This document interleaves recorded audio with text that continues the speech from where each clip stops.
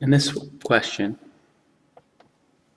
we have friction between this box and the slope, 0.3, coefficient of static friction. So there's an incline here.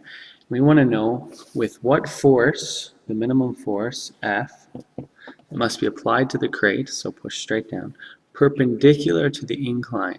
So perpendicular to the incline is at right angles to the incline to prevent the crate from sliding down the incline.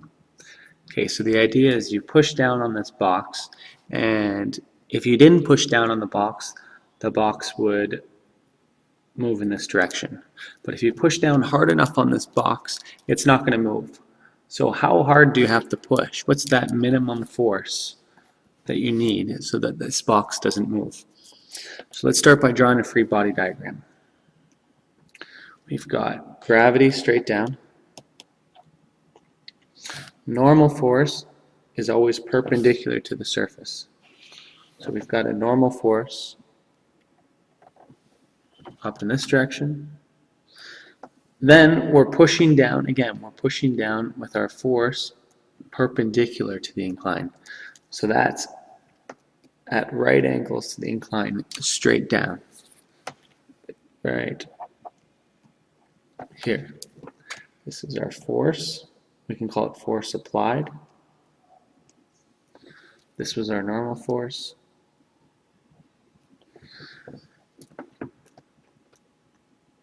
And we've got friction, the coefficient of static friction.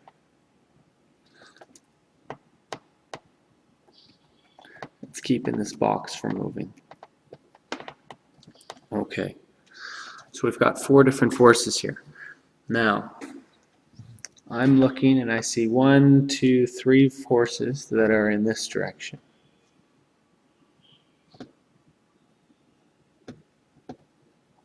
That are in the direction of this coordinate system. So we could have made your coordinate system like this. You could also make it like this. It really doesn't matter. So we're going to call this our x direction and our y direction. So the normal force is in the y direction. The friction is back in the negative x direction. And our last one is the applied force is in the negative y direction. Now our gravity again is off on an angle. So the only force that we have to break into its x and y components is gravity. So we've got force of gravity straight down.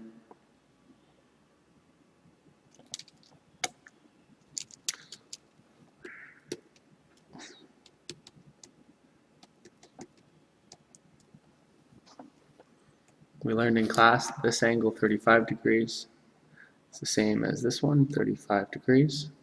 So let's find what our x and our y parts are. So,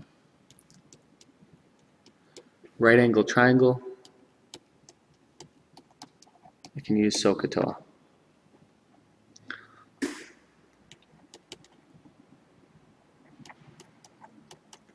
Opposite over hypotenuse.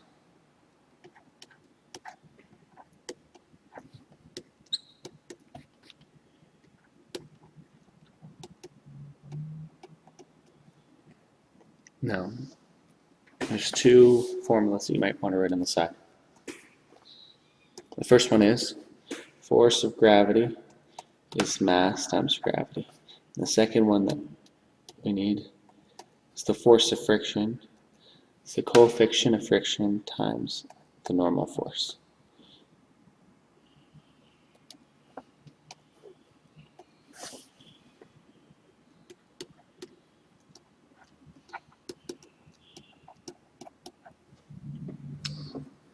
So we can sub in our values for this. So I've gone ahead and plugged in my mass of 3 kilograms, gravity 9.8, sine 35, and found that my x was 16.9. I did the same for my y, but using cos, and that's 24.1. So what we just found were these 2 components of our gravity. So if we draw our x and y direction table, using this as my positive x direction, let's look at what our force is going to be in the x direction. So we have in the x direction, let's look, well, there's friction, right? And if we're saying this is our positive x, then friction is going to be in the negative direction. Now it doesn't have any component in the y, just in the x direction. Now applied force, no, that's up and down with this coordinate system. Same with normal force, it's all in the y direction. But gravity has one component, this one down here, that's in the x direction. Now if we look, our gravity vector is drawn from here to there. So we go down this way and across this way, just like adding displacements. Vectors are the same way. So if you look, this arrow is down to the left. That's what we defined as our positive x direction.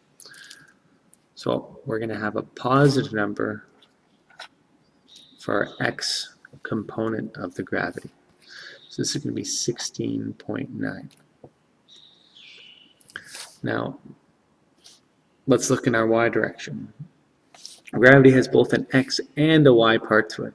So its y part is down this way. So we define that as our negative y direction. So our negative y direction is going to be negative 24.1, that component of gravity. What else do we have? We've got the normal force, that's up in our positive y direction. So we've got normal force, that's only in the y direction. And our last one is that applied force that we're pushing with, and that's negative y direction.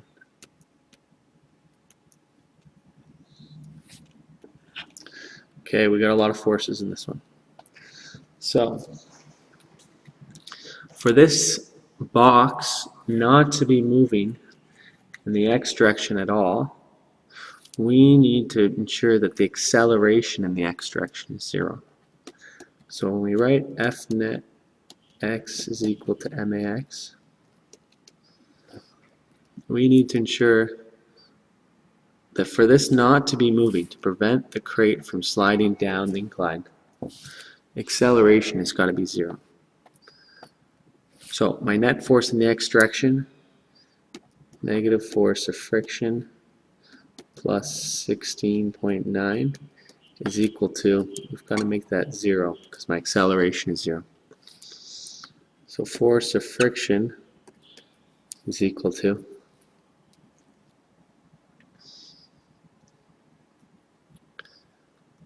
16.9. Okay, so we know that our force of friction is 16.9. So let's go back to our definition of force of friction. This is mu times Fn is equal to 16.9. So I'm going to come up here. And I can say, well, our coefficient of friction is 0.3. I don't know what the normal force is, but that's 16.9. Now this is going to help us find what this force applied is, because when we look in the y direction, we're going to have to know what the normal force is. 16.9 divided by 0.3. Alright, let's look in the y direction now. We know that our normal force is 53.6. So if we look in the y direction, F net y is equal to may, Newton's second law. Now, just like in the x direction, our y direction, this box isn't accelerating in the y direction. It's not moving off of this slope or into this slope. It's stationary. It's not moving at all. So this acceleration must be 0. So if we look at all of our forces in the y direction, the net forces in our y direction, 24.1.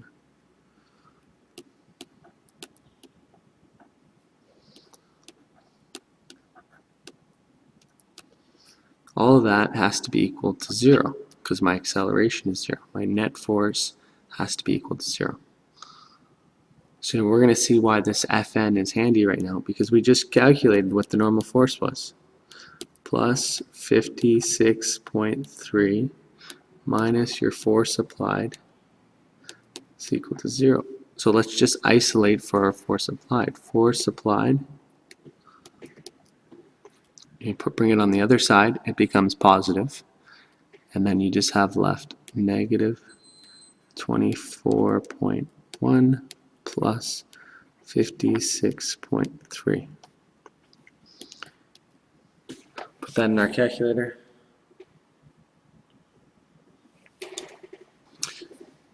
And we get 32.2. So this is our final answer. Units are newtons. Now let's just quickly review what we did. We wanted to find what's the minimum force that needs to be applied perpendicularly. So draw your free body diagram, and then to prevent the crate from sliding, we need both the acceleration in the x and both the acceleration in the y directions to be 0. So my net forces, if I add up all my forces in both directions, they both have to be 0 as well.